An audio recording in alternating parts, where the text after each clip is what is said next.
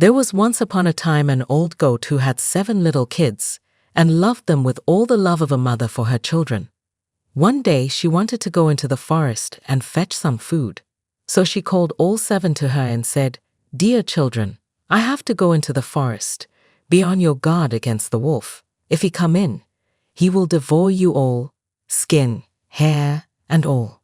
The wretch often disguises himself, but you will know him at once by his rough voice and his black feet." The kids said, "Dear mother, we will take good care of ourselves. You may go away without any anxiety." Then the old one bleated and went on her way with an easy mind. It was not long before someone knocked at the house door and called, "Open the door, dear children. Your mother is here and has brought something back with her for each of you." But the little kids knew that it was the wolf by the rough voice. "We will not open the door," cried they. "Thou art not our mother. She has a soft, pleasant voice, but thy voice is rough. Thou art the wolf." Then the wolf went away to a shopkeeper and bought himself a great lump of chalk, ate this and made his voice soft with it. Then he came back, knocked at the door of the house, and cried, "Open the door, dear children. Your mother is here and has brought something back with her for each of you."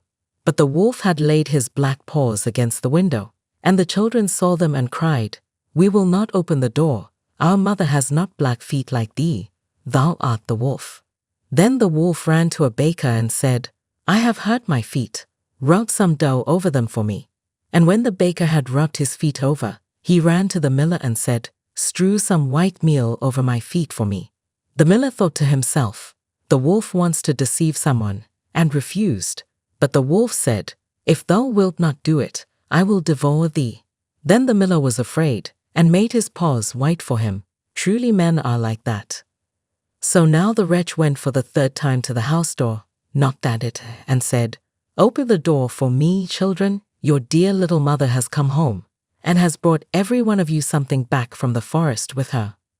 The little kids cried, "First show us thy paws, that we may know if thou art our dear little mother."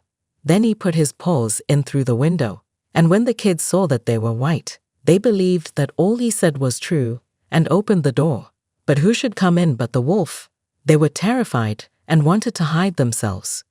One sprang under the table, the 2nd into the bed, the 3rd into the stove, the 4th into the kitchen, the 5th into the cupboard, the 6th under the washing bowl, and the 7th into the clock case. But the wolf found them all and used no great ceremony. One after the other he swallowed them down his throat. The youngest, who was in the clock case, was the only one he did not find.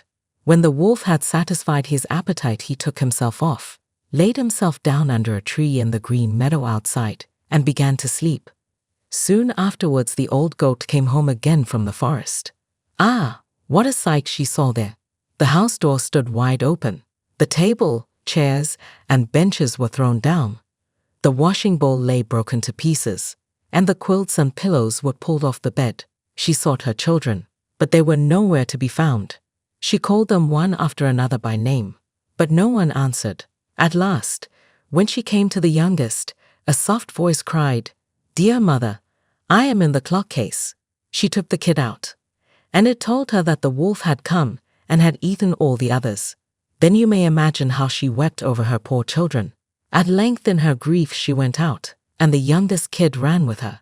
When they came to the meadow, they lay the wolf by the tree and smote so loud that the branches shook. She looked at him on every side and saw that something was moving and struggling in his gorged belly. "Ah, heavens," said she, "is it possible that my poor children whom he has swallowed down for his supper can be still alive?" Then the kid had to run home and fetch scissors and a needle and thread, and the goat cut open the monster's stomach, and hardly had she make one cut, than one little kid thrust its head out. And when she cut farther, all 6 sprang out one after another, and were all still alive, and had suffered no injury whatever, for in his greediness the monster had swallowed them down whole. What rejoicing there was! They embraced their dear mother, and jumped like a sailor at his wedding.